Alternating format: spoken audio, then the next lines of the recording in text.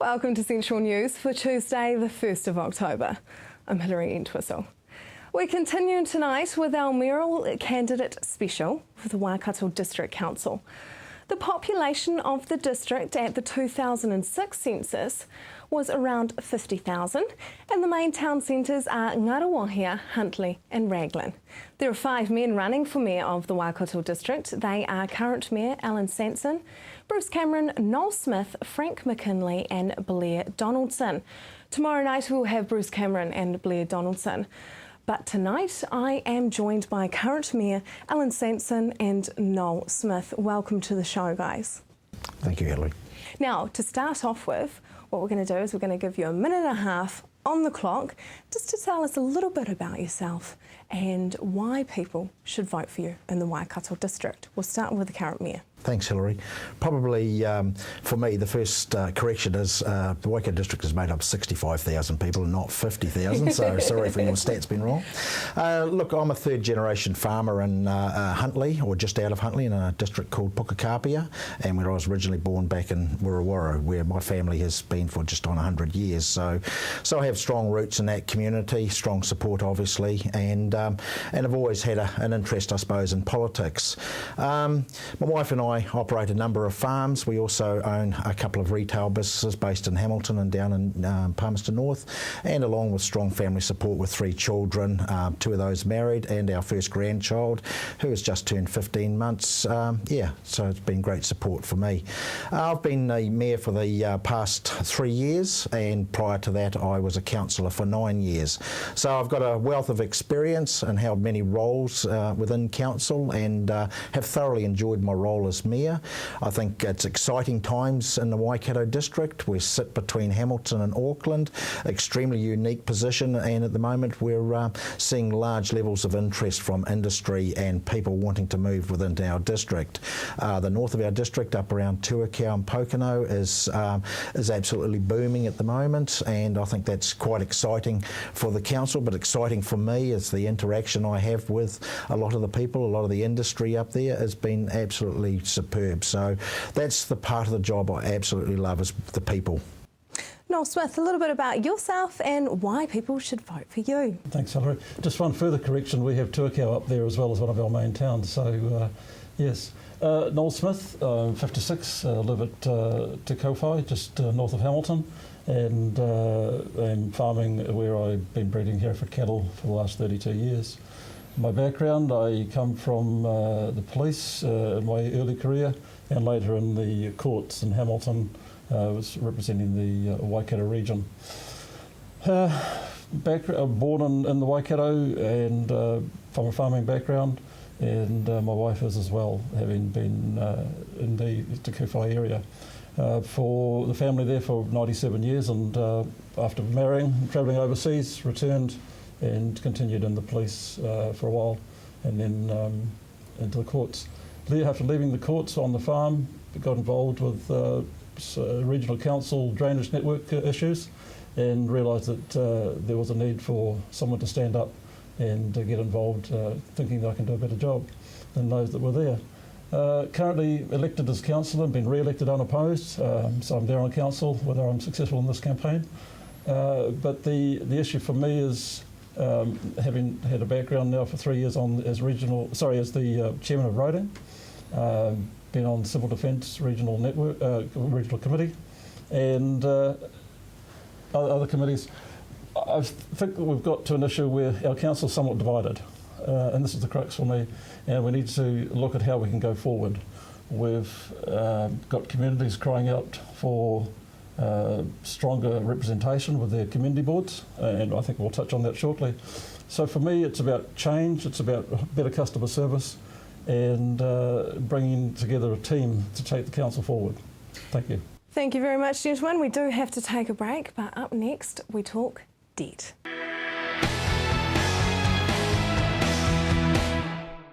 Welcome back to Central News with our mayoralty candidate special with the Waikato district candidates. Alan, is the debt of the Waikato district something that you would like to address? Is it a problem? Well, firstly, Hillary, no, it is not a problem for Waikato District.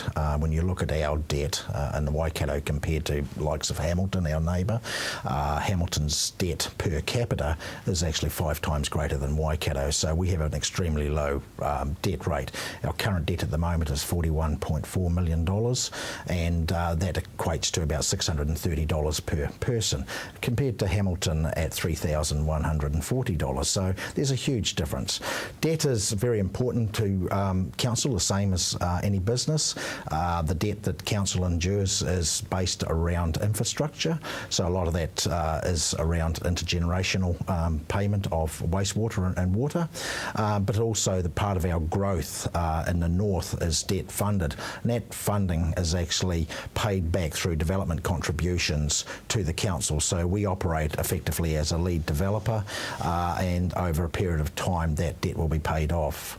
So that project in Pokeno was estimated to take 30 years because of the acceleration of the uptake in that area. That is now looked to be 10 to 12 years, which means what we put in our LTP 15 months ago is probably already outdated, and our debt level will be far less than what was actually indicated in that, and will be addressed at the next LTP.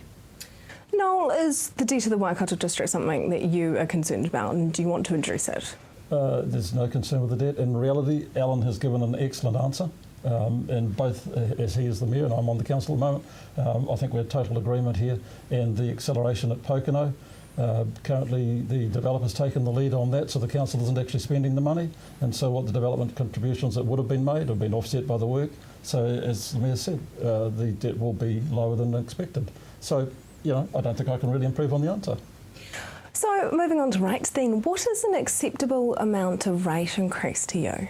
Well, when I stood in 2007, I was most concerned about the rates, 5 to 7% annually, year on year. That's come down. We've had the global financial crisis, so whilst I stood on that campaign, the world has been a different beast.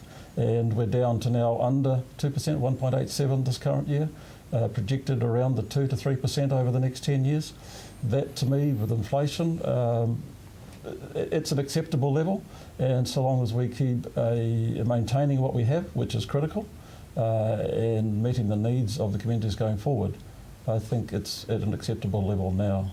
Certainly not getting any negative feedback from the ratepayers that I deal with on a daily basis.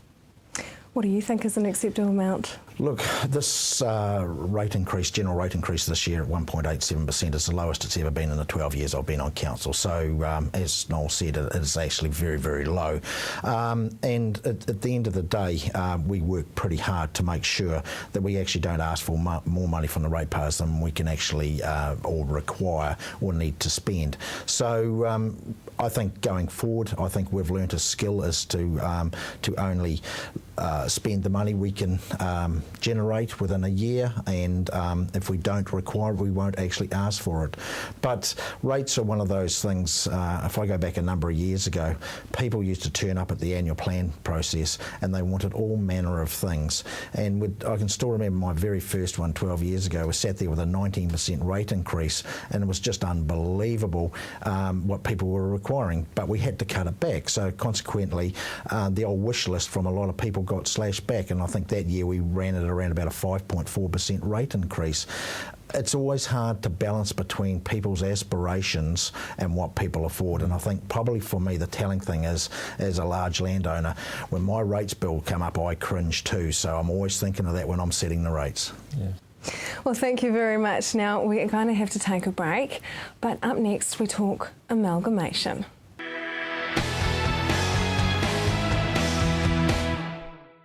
Welcome to Central News on TV Central with the Waikato District mayoral candidates.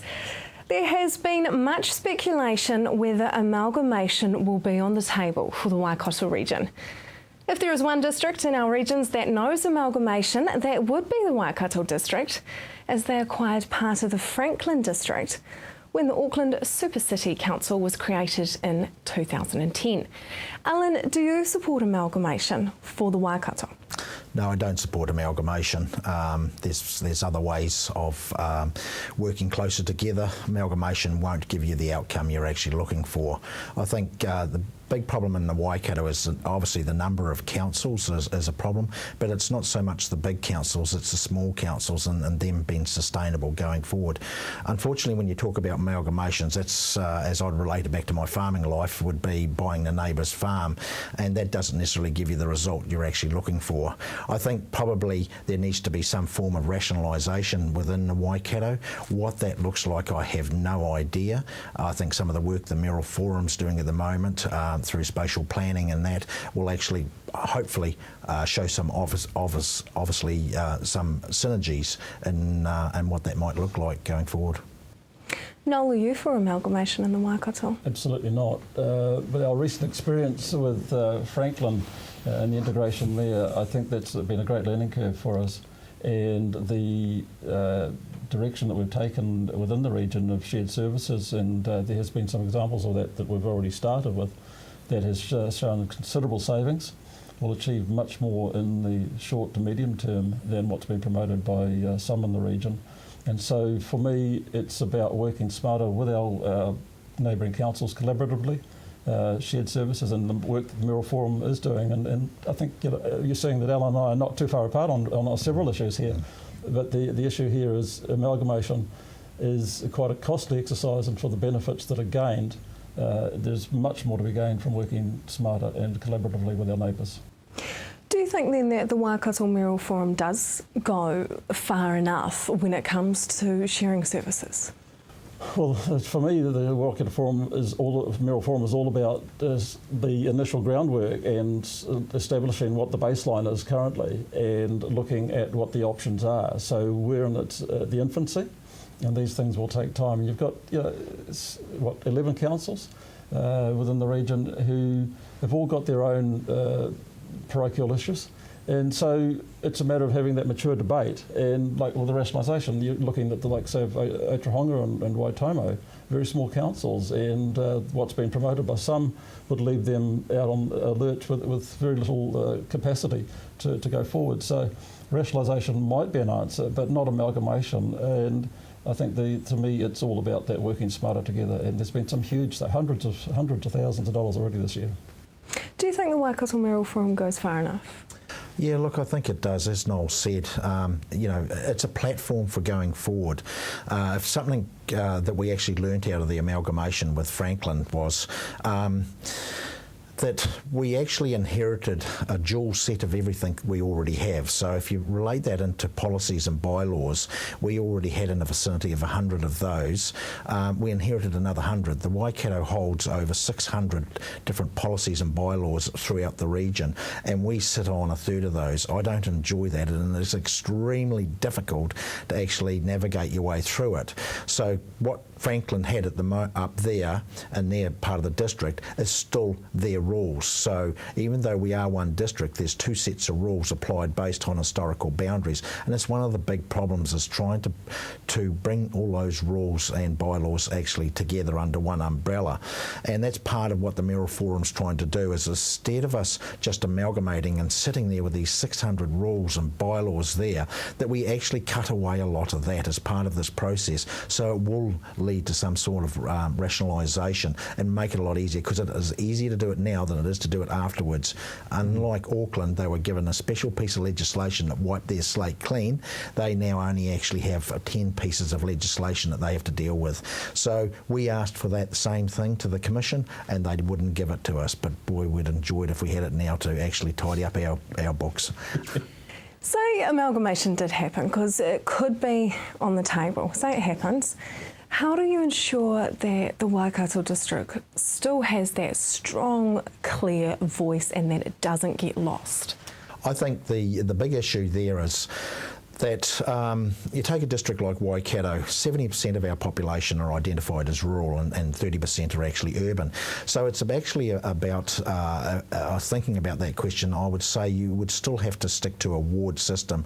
If you went to a whole of council approach and use STV voting, you could end up with the same situation that you actually have with the DHB in the Waikato, where the populated mass is where all the voters are in that situation. population, so consequently all the candidates come out of that area. So, and considering that the largest amount of rates in our district also come from the rural sector, I think they'll want a strong voice. So if that was a way forward, I would be supporting a ward system that actually gave those people a voice at the table. And Noel, if it did happen, how would you ensure Waikato had a voice? Similar to Alan, and so far as we've got 1 or 2 councils where there are ward systems based on rural and urban in the Waikato already, and you see that there's only 1 rural candidate in the council I'm thinking of, and so it's critical that rural wards would be rural and split the urban and rural so that there is representation equally across the board. So if it has to happen, well, you know, it's ward-based, rural-based focus. All right, we'll have to take a break now, but up next we put the viewers' questions to the candidates.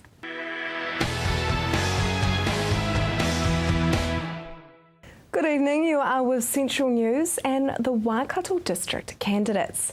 The population of Tuakau is predicted to increase as a result of Auckland expanding. The council is currently consulting on the Tuakau structure plan. What is your position on the structural plan? You know, does it go far enough? Yeah, look, Waikato District Council has done a considerable number of structure plans throughout its district over a number of years, and the Tuakau one is probably very, very important at the moment. There was one done in Pokeno which we inherited some 10 years ago and was signed off in the first months of Waikato taking over that area. The Tuakau structure plan is definitely an exciting option at the moment to cater for the growth from Auckland, but also the natural growth we're seeing within the community itself. But it's not only about residential growth, it's actually about commercial growth. The commercial interests in the moment of that area up there are phenomenal, and I think it's one of those things, as somebody said to me the other day, that Auckland is focusing on residential growth but not focusing on business growth, so we're actually getting that in the Waikato district, and especially in the northern part of our district at the moment. So the structure plan is an important part of going forward, designing the town, the community, so that people have the residential options there, but they also have the job options there. There's a lot of new industry that are coming into town, and part of that is they've actually identified a growing community. So it's a pretty important piece of work that we're actually doing. It's got good buy-in from the community. The community are extremely supportive and extremely interested in what we're doing at the moment. So that consultation process is pretty important to us. Noel, do you think the structural plan goes far enough? Well, the reality is, Hilary, the structure plan is only in its infancy, so whether it goes far enough is yet to be determined. And the residents up there and the businesses are absolutely encouraged to get involved. And as Alan said, we have learned a lot from our mistakes, and we had 1 or 2 with Raglan in particular. We've learned hugely from that, and Tamaheri was very successful. So with Tuakau, we've gone on with a much better learning and involvement, bringing those members of the community in to the planning structure. So, as Alan said, the Whangarata is huge for the commercial area, Pokeno, so we've got to find employment opportunities. So all that will be taken into the mix, and it would be premature to say whether it's gone far enough because it's too early, and my only comment would be please get involved to the community. Now let's go to a viewer's question. This is a resident of Raglan. What is your view on community boards? Are you for or against them? Well, I'm absolutely for community boards, and I'm all for delegating more powers or delegations to them. The issue is it's been debated in council, and there were most councillors were against it, mainly who have had experience with community boards, and sadly that was based on personalities, their decision, rather than the principles that I was trying to promote. So for me, it's about being inclusive. These people have the finger on the pulse of their community, and I would like to see more involvement, and certainly the likes of the structure plan issues, that they could be brought in the lead in partnership with council. Currently we have committees of council. I chair the roading, and if we make a recommendation from the roading committee that goes to council, generally is adopted. We need to be able to look at the community board recommendations and include those. So it's a matter of sitting down with the community boards and see what they're prepared to take on, rather than just us saying, well, here it is, you can take some more. So there's a conversation to be had, but I'd like to see community boards more active and with more delegations. It's not you don't find community boards are a situation of too many chiefs and not enough Indians? The issue is at the moment our community boards have got very limited delegations and pretty much just give away to some discretionary funds. And I don't think we're using the skills of those people sufficiently, and it's, dare I say it, if you don't give people sufficient, they start to agitate. And if they were channelled and had the opportunities, I think as leaders of their community, we could learn from and gain from their experience. Alan, are you for community boards or against them? Yeah, look, I support community boards, but I think there's part of this we're actually missing here. Is we have 5 community boards, but we also have 10 community committees that actually do the same role as a community board. So they also play a big part of it. So we've got 15 within the Waikato district that we actually recognise as part of a community group. The community boards, the 5, are all different in different ways, and a lot of that is around the personalities, obviously, that are on community boards, and I think that's probably where some of the tension has come in the past between community boards and council, and I think it's probably community boards not actually clearly understanding what their role actually is, and I think part of the problem is the lack of understanding. Is something that I instigated in the last couple of years, is actually having a community board chair or their delegate actually come and participate as an equal at council meetings. That's the committee meetings and also the workshops. So that is open to them. But I must say that only a handful of them have ever bothered to turn up on a regular basis, and some of them have never taken that option up. So it gets pretty hard to say that we need to work closely with them, and they've got an open door there and they're actually not taking it up. So I do struggle with that. But our community committees, I've got to give a big praise to them. They are extremely efficient and seem to be more in tune sometimes than what the community boards are. That seems quite different to what Alan's taken a position on previously, where he voted against giving more delegations. So have you changed your mind? No, I haven't changed my mind. As when you talk about delegations, there's a lot of delegations we actually can't give to community boards. As some of the ones I've actually asked and around the liquor bylaws and stuff like that, we actually legally can't divest those powers to a community board. So to my knowledge, that's the one that's came from a Raglan community board. They actually asked to have the right and say over the liquor bylaw within the town. They were a big part of drawing up those boundaries, but we can't legally divest that authority to them. It still has to go through council as the law states. Well, it sounds like it's going to be a hot debate in the campaign in the Waikato district. Thank you very much for coming in to the both of you, Current Mayor Alan Sampson and Councillor Noel Smith, and we wish you the very best with the rest of your campaign. Thanks, Hilary. Tomorrow night we have 2 more candidates for the Waikato district. That is Bruce Cameron and Blair Donaldson. Now, if you would like to watch this episode again, you can do so on our website or on Facebook, and you can also view any of the other mayoral candidate specials we have done.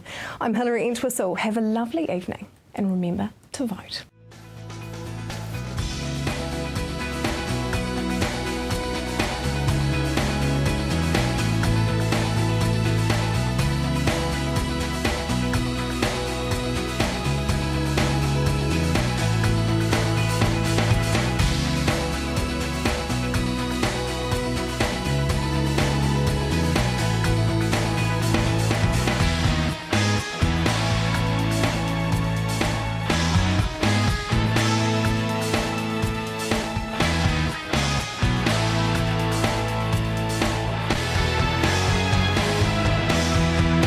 This has been an Alpha Media production, a division of Television Media Group. Supporting local content so you can see more of New Zealand on air.